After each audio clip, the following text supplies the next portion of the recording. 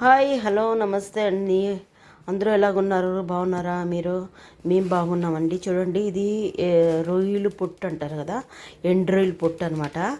దీన్ని వచ్చి ఎండలో బాగా పెట్టేసి క్లీన్ చేసి పెట్టుకున్నానండి. కేరళ వాళ్ళు వచ్చి దీనికి తాలింపు చేసుకుంటారు. దీనికి ఎల్లిపాయలును మళ్ళీ కారం అన్నీ వేసి తాలింపు చేసుకుంటారు. కొబ్బరి తురిమిన కొబ్బరి అన్నీ వేసి నేను చేసి చూపిస్తానండి. దీన్ని వేపి కడిగి పెట్టుకుని నేను తర్వాత మీకు చూపిస్తానండి. చాలా బాగుంటుంది ఇది. ఏమైనా సాంబారు దాంట్లోకి నంచుకునే దానికి చాలా బాగుంటుందండి.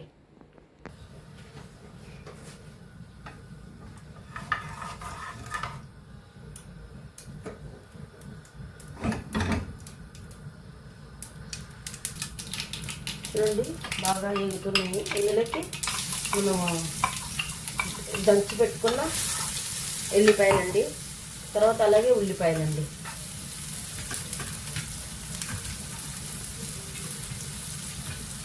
ఉల్లిపాయలు, కరివేపాకు,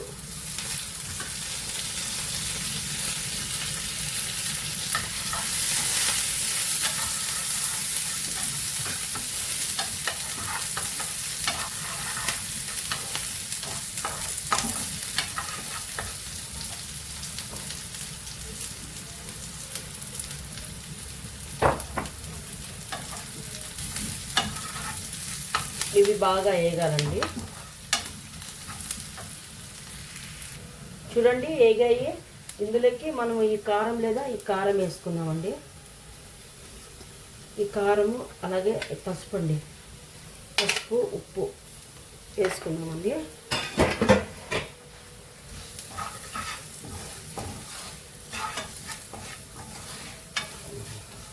వేసుకొని కొంచెం వేగిన తర్వాత ఇది కొంచెం వేగినాయి కదండి, అప్పుడు ఈ రొయ్యల పొట్టు వేసుకున్నామండి.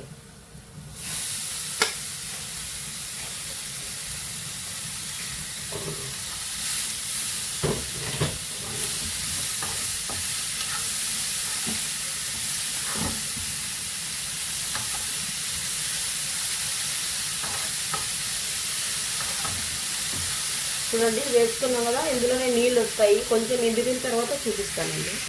చూద్దామండి. చూడండి, కొంచెం నీళ్ళు వచ్చి బాగా ఇమురుతున్నాయి. ఎందుకంటే మనం కడిగి పెట్టుకున్నాం కదా, అందులో నీళ్ళు ఉంటాయన్నమాట. అవి వచ్చేసి ఇమిరిపోతే బాగుంటుందండి. ఇది చేసుకొని చూడండి, చాలా బాగుంటుంది. రసంలోకి, సాంబార్లోకి బ్రహ్మాండంగా ఉంటుందండి. ఇది కేరళ వాళ్ళు ఇలాగే చేస్తారనమాట. ఇందులోకి లాస్ట్లో మనం కొబ్బరి వేసుకున్నామండి.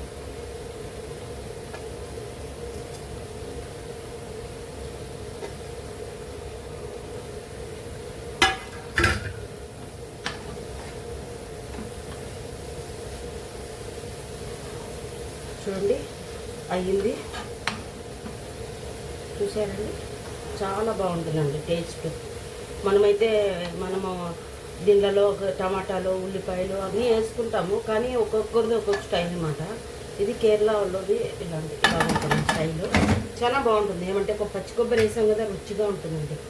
ఓకేనండి. ఓకే, చూడండి ఎంత బాగా అయిందో.